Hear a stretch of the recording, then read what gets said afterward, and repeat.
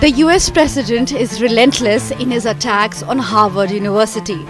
The latest social media jibe comes in the wake of his threat to strip Harvard of its tax-exempt status on 15th April. Because on Monday, Harvard University rejected what it called unlawful demands to overhaul academic programs or lose federal grants.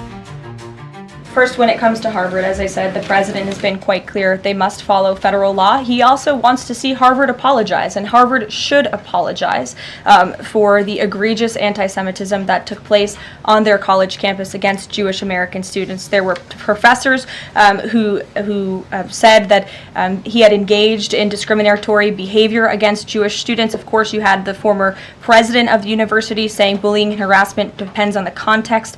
You also had an encampment on Harvard Yard that we all saw play out before the cameras. The university failed to impose formal discipline on any students for this anti-Semitic conduct violations, including the occupation of a campus building and the disruption of classes with bullhorns.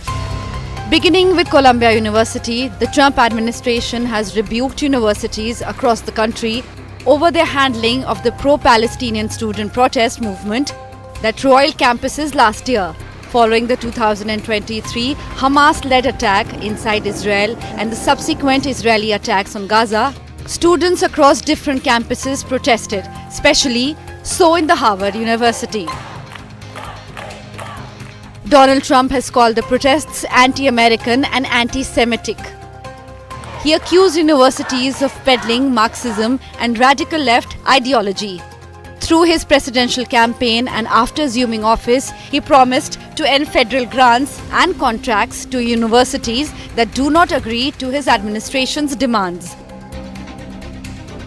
Columbia, a private school in New York City, agreed to negotiations over demands to tighten its protest rules after the Trump administration said it had terminated mainly medical and scientific grants worth $400 million. But Harvard University did not buckle down.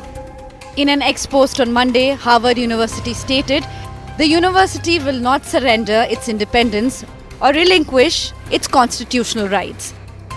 White House had said that the policy changes were designed to combat anti-Semitism on the campus. Harvard University President Alan Garber, in a letter to Harvard community on Friday, had stated that the sweeping demands violated the university's First Amendment rights, exceeds the statutory limits of the government's authority under Title VI.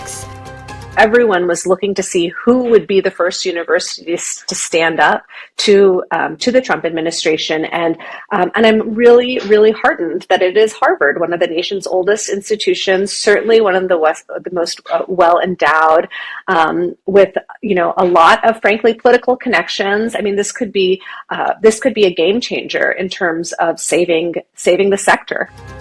Former US President Obama took to social media to applaud his alma mater, Harvard University, for rejecting Trump's demands, and he said this sets an example. The Harvard University Office of the President is taking a very different stance. They're saying, look, we have taken very, very strong stances and positions to curb what you might perceive as being anti-Semitism on our campus. We do not think that what you're doing is lawful, and we will not allow the federal government to essentially decide what happens on university campuses. A few of Harvard's peer institutions lent support on Tuesday to the school's stand against the Trump administration, including Princeton and Stanford University. If you like the video, do like, comment, share and subscribe.